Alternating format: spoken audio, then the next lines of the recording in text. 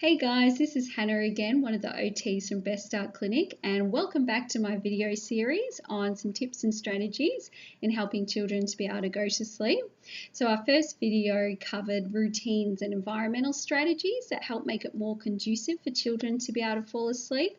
And today we're going to focus on some different tips and strategies that help with when kids refuse to go to sleep. So some behavioural strategies. So some general behavioural strategies that help with settling include setting limits. So if your preschooler tends to stall at bedtime, it's really important to set clear limits ahead of time. So this might include setting the limit of how many books that you will read, for example. Otherwise, they will continue to ask for more and more. Ignoring complaints or protests is also really important. So this might include complaints or protests around bedtime, such as not being tired, not wanting to go to bed.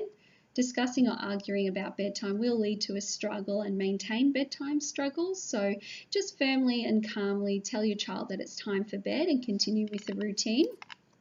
If your child cries or yells, if your child is yelling or calling out but they're still remaining in bed, just remind them that it's time for bedtime. If he continues to be upset, then you can go in on them and check on them, but just make sure your visit is brief and non-stimulating. Make sure not to soothe or comfort them during this time as well, and don't get into a discussion during this time, but just calmly tell your child that it's time to go to sleep.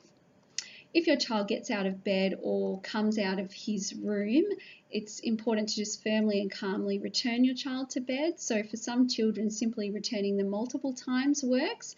For other kids, letting them know that if they get up again, you will close the bedroom door can also be effective. So you might start off with a minute.